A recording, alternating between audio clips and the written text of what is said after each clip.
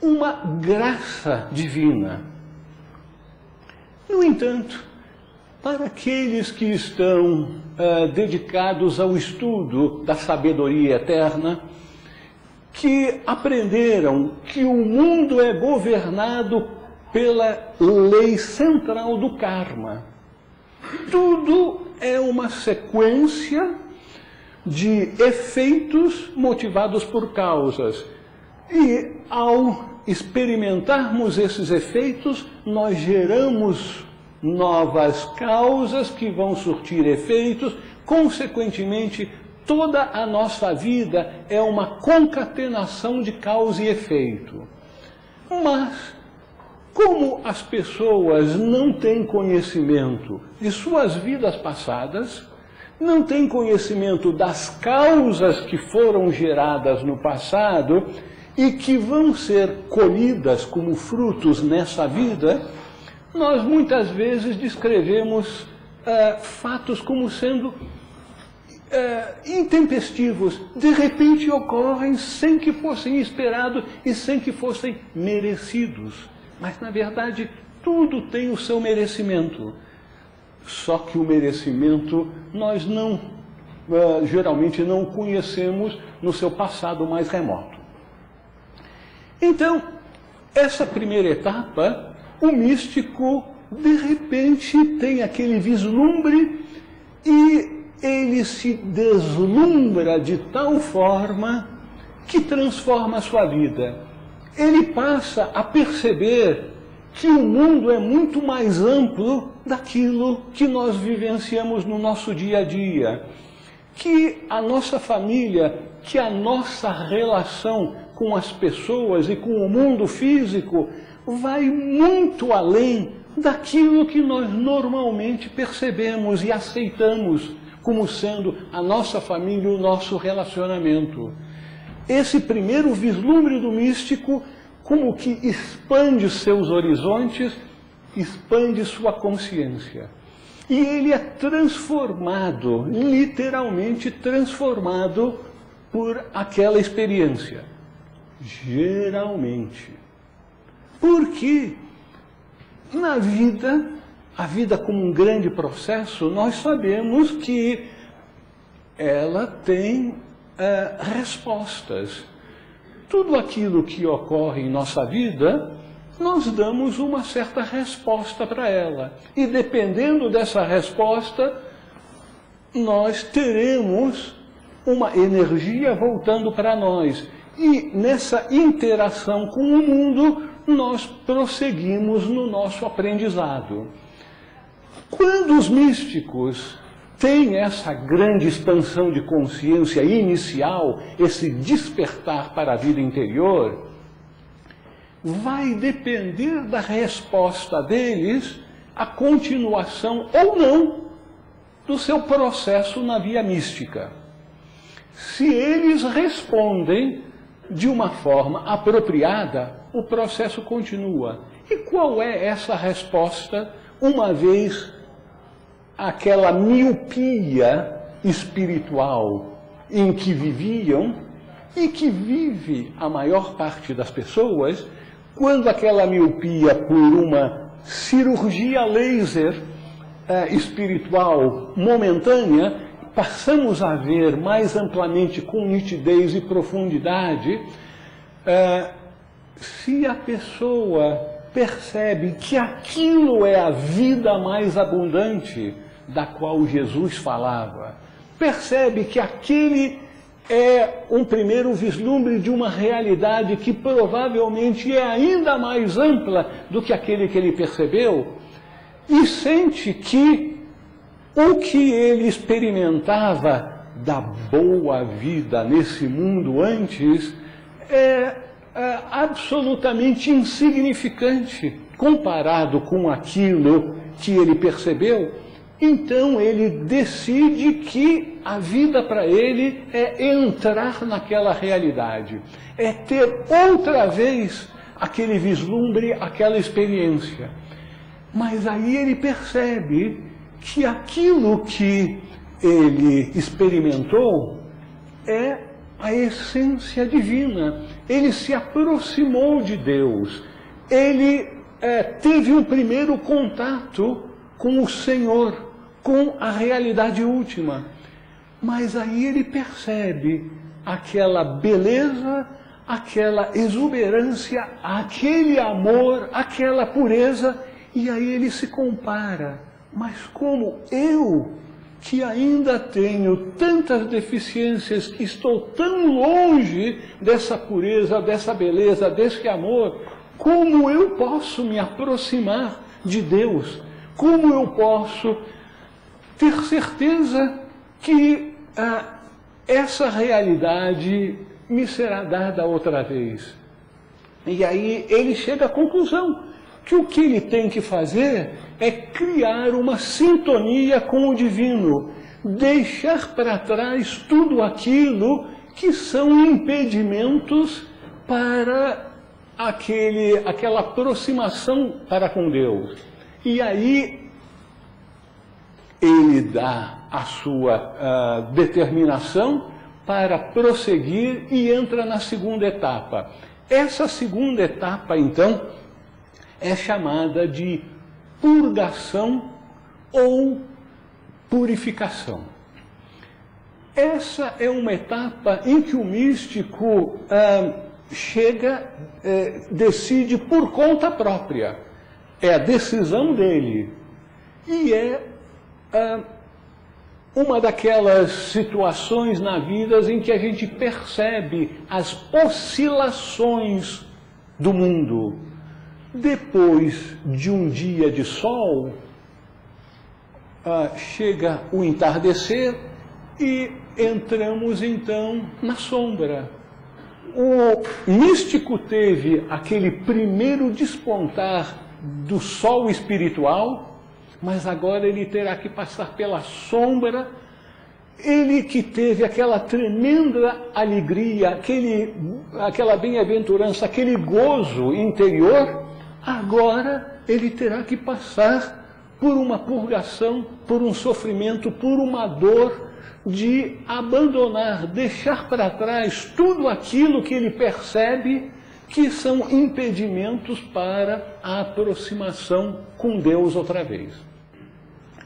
E ele então embarca nesse processo de purificação que algumas vezes extrapola, em função de algumas tradições espirituais não terem tido suficientes instrutores com experiência e com sabedoria, aqueles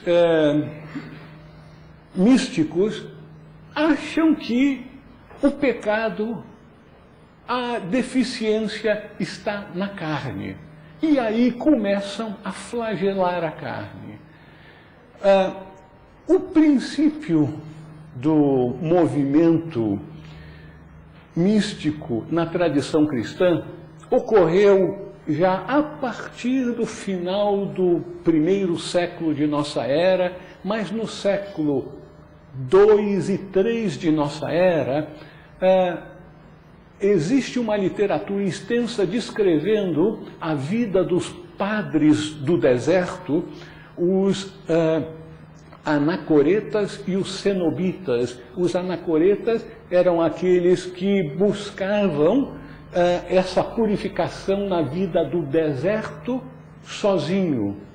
Então, o deserto ao redor da Palestina, tanto na direção do Negev como na direção norte, eram desertos muito inóspitos. E eles verificaram que alguns iam para o deserto e não voltavam. Não voltavam porque tinham morrido. Então perceberam que talvez fosse mais prático um grupo desses buscadores se juntarem, viverem juntos nesse ideal de busca dessa purificação. E esses foram então os cenobitas, que mais tarde começaram a fundar mosteiros com grandes austeridades. Então, esses exemplos de austeridades, de vida no deserto, levaram com que os cristãos, mais tarde, que buscaram o caminho místico, alguns deles, em vez de treinarem uma disciplina, passaram a fazer essa flagelação de seu corpo, que acabava sendo, em muitos casos, uma exacerbação da individualidade, do orgulho de ser mais austero, mais autoflagelante do que os outros.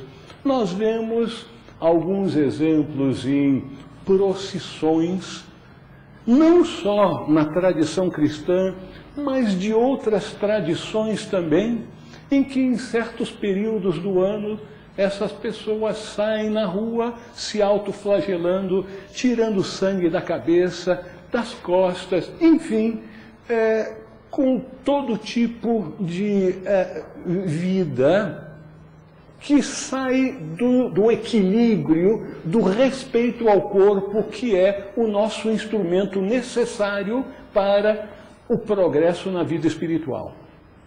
Então, à medida que essas pessoas, com o necessário equilíbrio, vão prosseguindo naquela vida de autodisciplina, de controle dos sentidos, controle da mente, e aprendem também que o grande instrumento para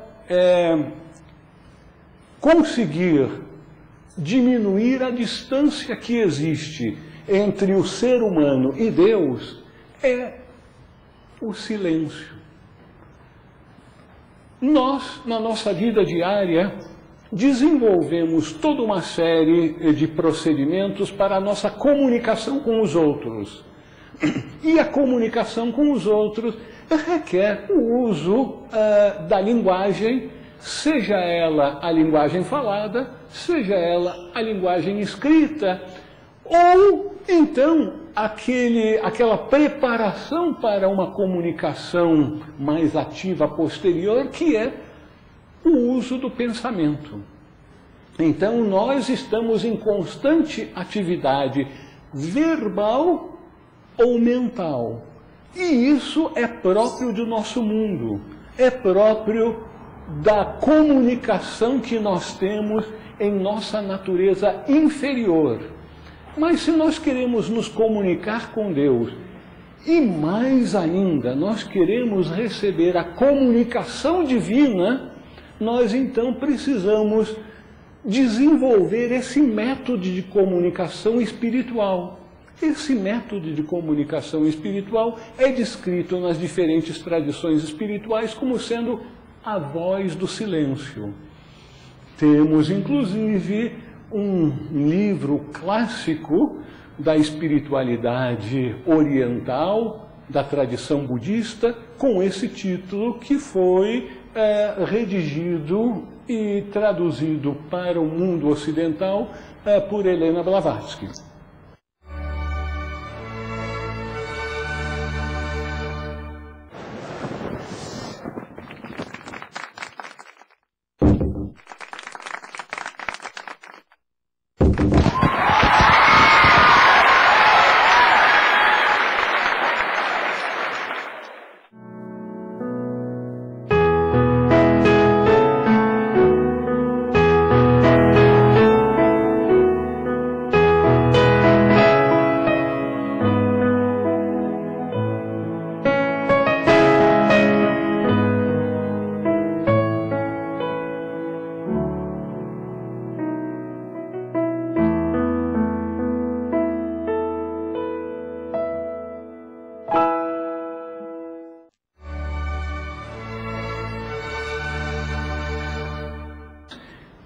Os místicos, então, aprendem que a verdadeira oração, a verdadeira maneira de comunicação com Deus é essa oração do silêncio.